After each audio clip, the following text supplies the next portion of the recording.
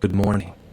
Here we are, holding short for runway 04 at Geneva International on taxiway Quebec 1. We're very light, just us and a quarter worth of fuel. I want to change V1 as we don't have the full runway for takeoff. Unfortunately, I can't do it. In any case, I'll use 110 as my V1. We'll take off via the Sapra November 1st departure and set up a loose hold at Sapra, while climbing to flight level 450. I'll ask you questions about the systems and we'll also have to deal with a few emergencies.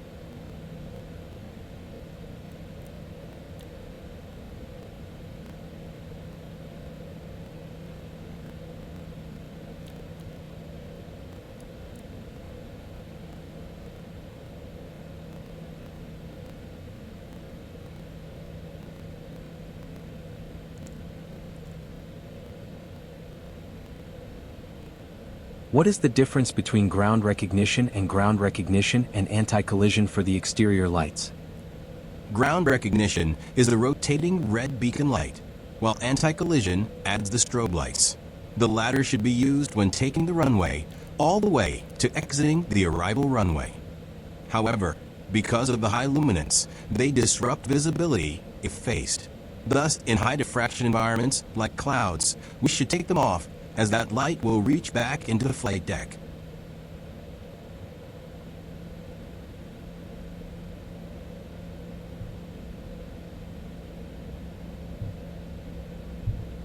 I'm taking the runway.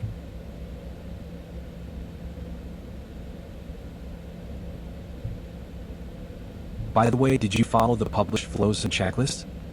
Of course not. I did the flows from my memory and just glanced at the checklists. Great. It should be interesting.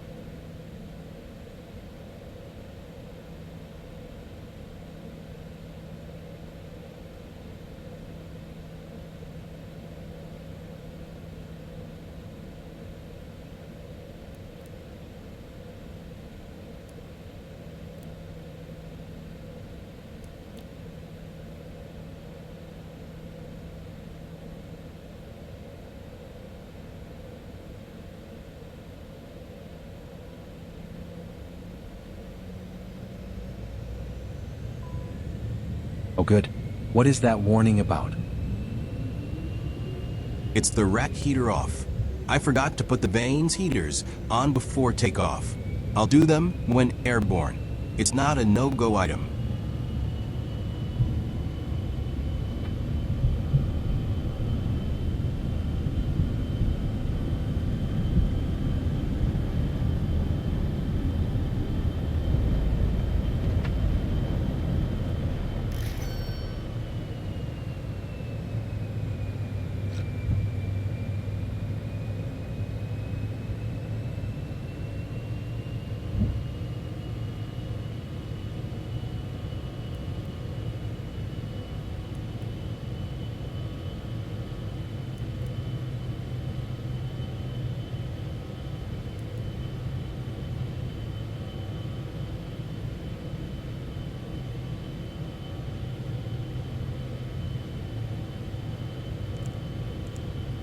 Issue dealt with.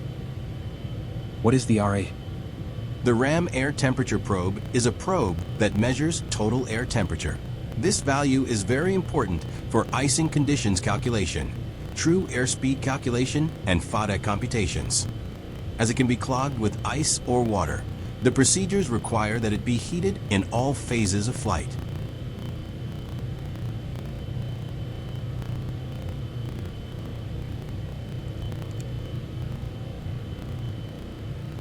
I see you shut off the APU. Why did you have it on in flight? Because it helps with takeoff performance by aiding the engines in providing bleed air for the ECS system. It also acts as a second electrical generator in case of engine failure. Operational altitudes? It can be started even at flight level 310, and it can provide electrical power at that level. However, for bleed air you will need to descend below flight level 200.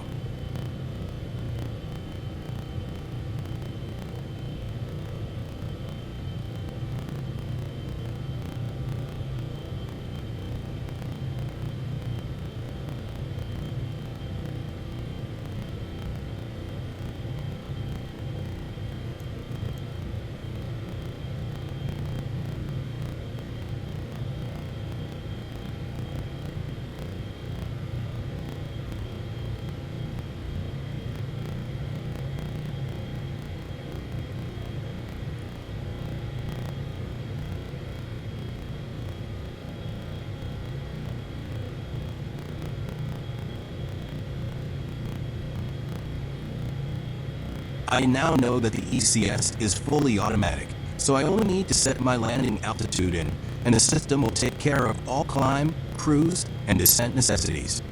Took me a while.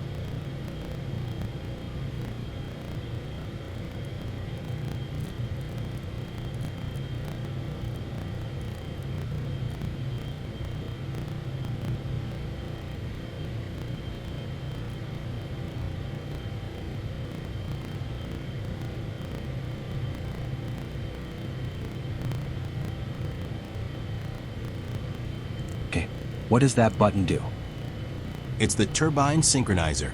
It helps with noise mitigation and general comfort. You can select to synchronize the fan, meaning the N1 turbines, or the turbine, which means the N2 turbines. It usually comes with a decrease in RPM as the system needs to take away room for synchronization.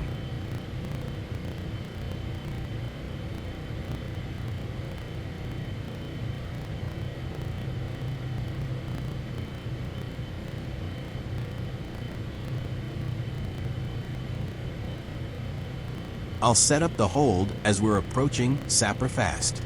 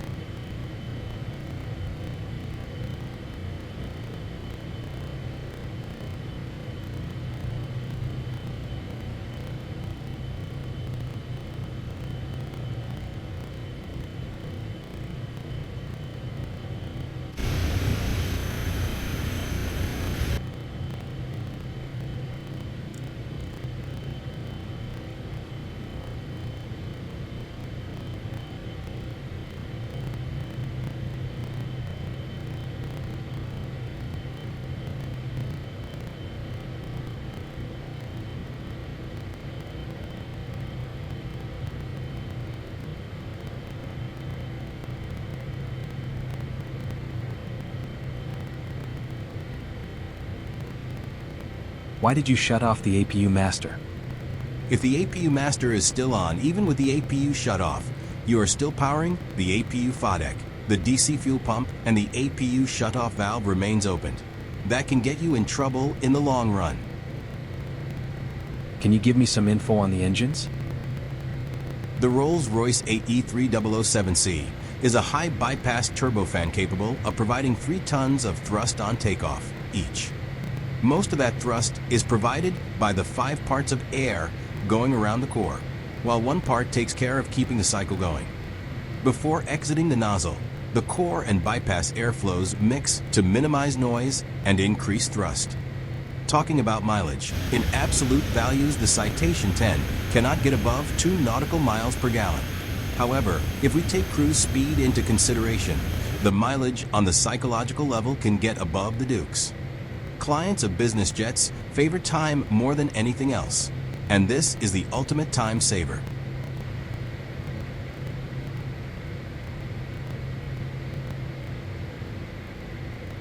I see the ECS hasn't started pressurizing as the differential is still low. I'll put 1400 for the landing altitude. Geneva is at 1411.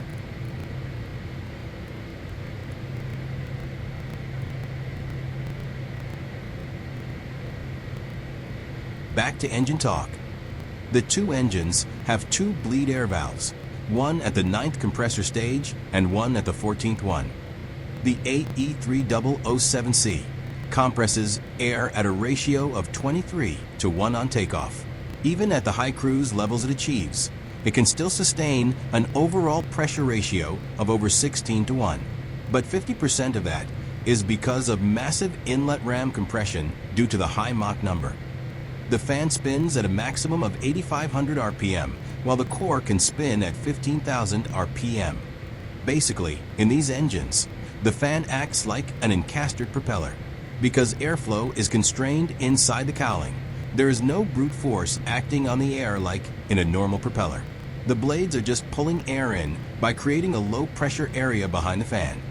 Supersonic blade speeds are also not a problem, as that shock wave is used to compress that air even further before the stator wall and the narrowing bypass duct.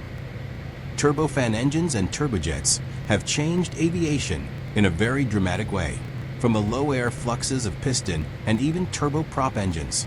Turbofans inhale huge masses of air and burn serious amounts of fuel. They provide way more thrust than any other engine type. But why was the change necessary?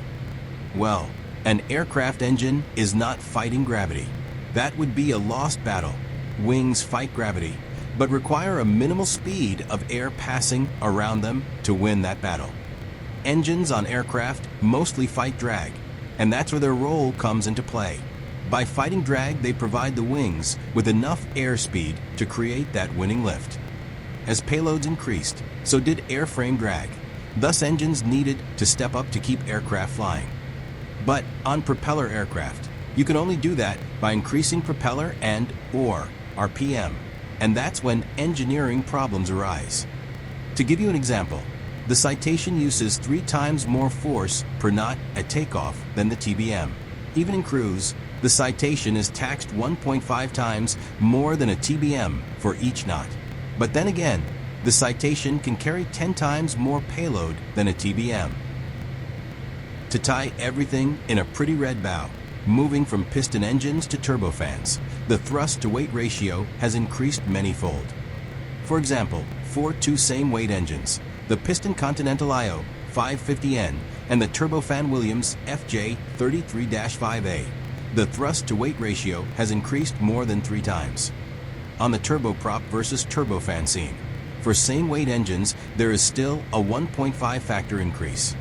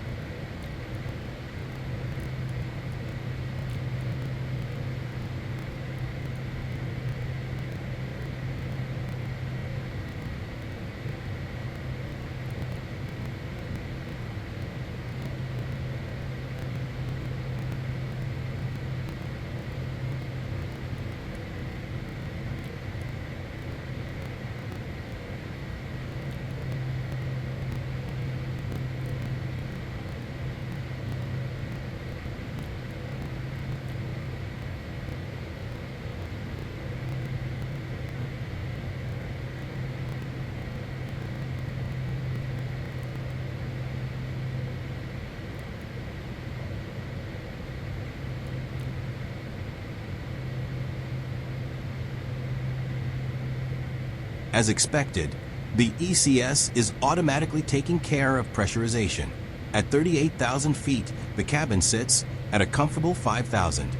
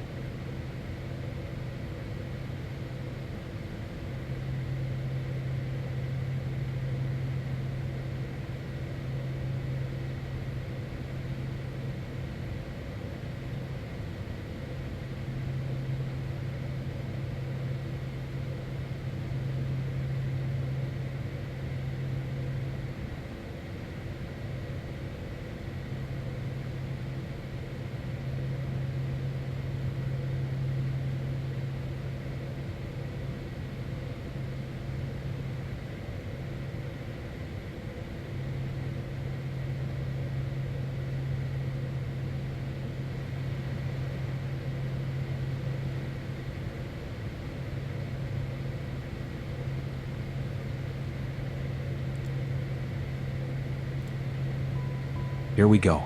We have a sudden depressurization. Great. I'll do an emergency descent. I'll use flight level change, as that will give me idle thrust. And I'll also put out the air brake.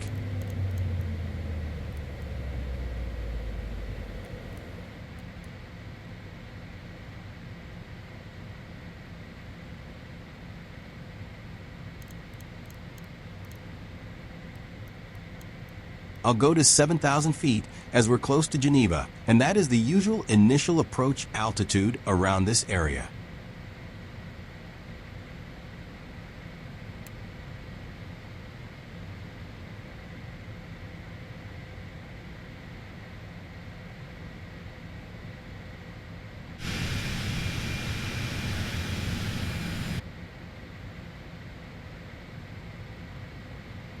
I'm also preparing to start the APU to have another source of power or bleed air if need be. I can use the generator from 31,000 feet and the bleed air from 20,000.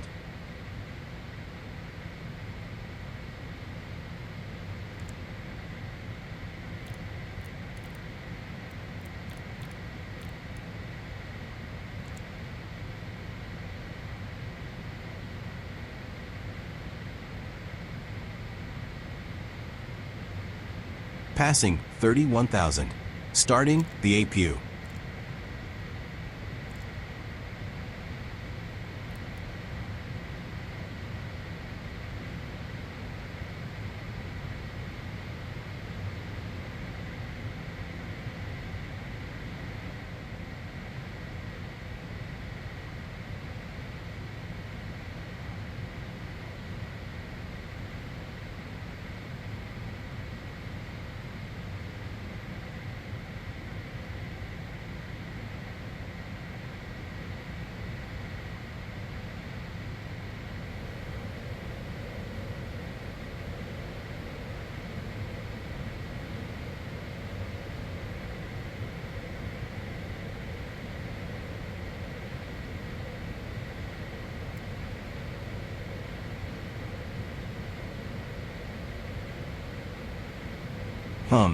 The autopilot reacts a bit slow to air brake inputs.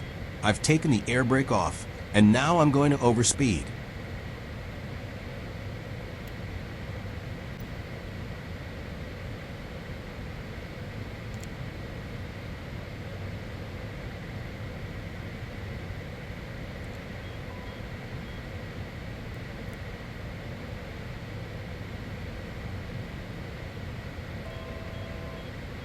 Second emergency. We've lost an engine.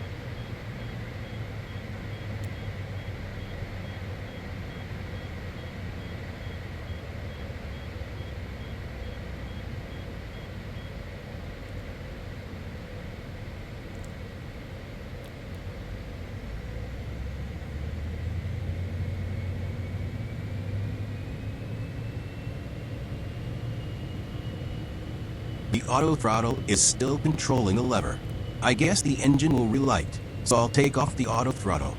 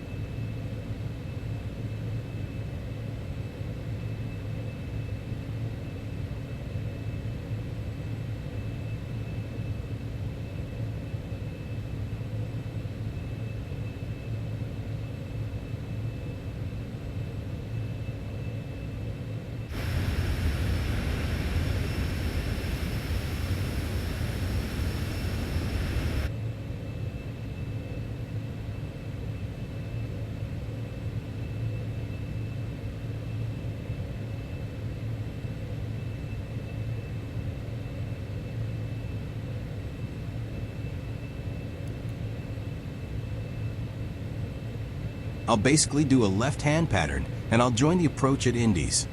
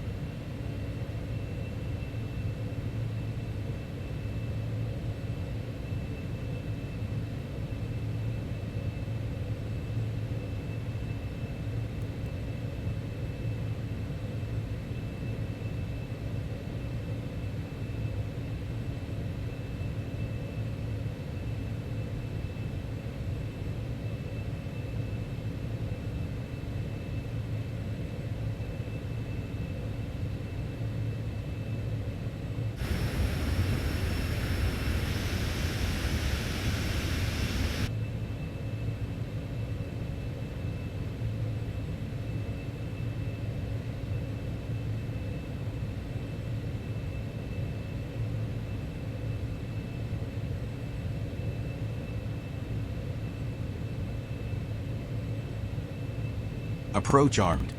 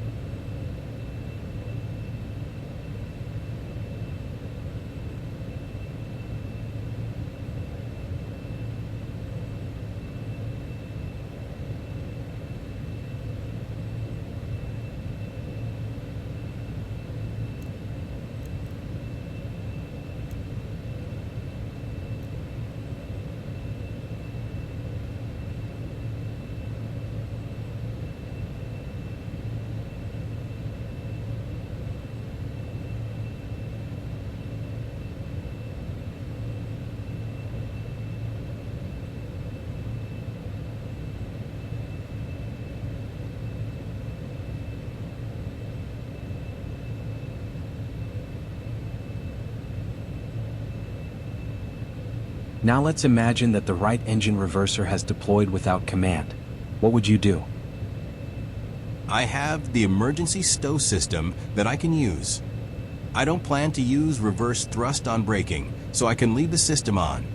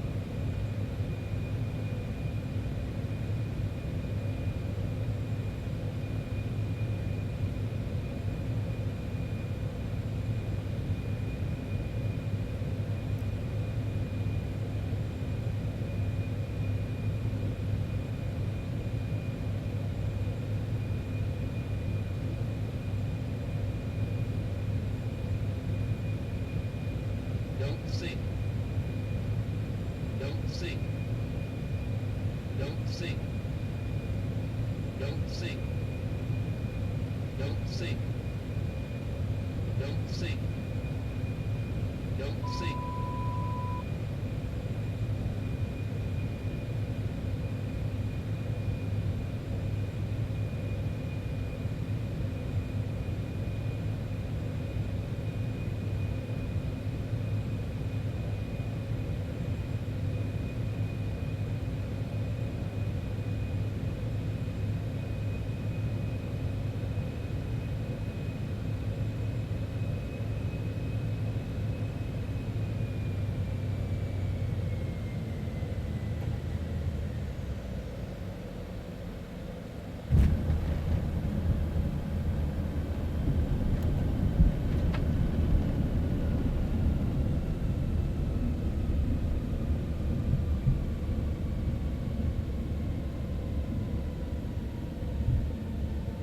And we're safe. I'll taxi off to the left and stop on the apron.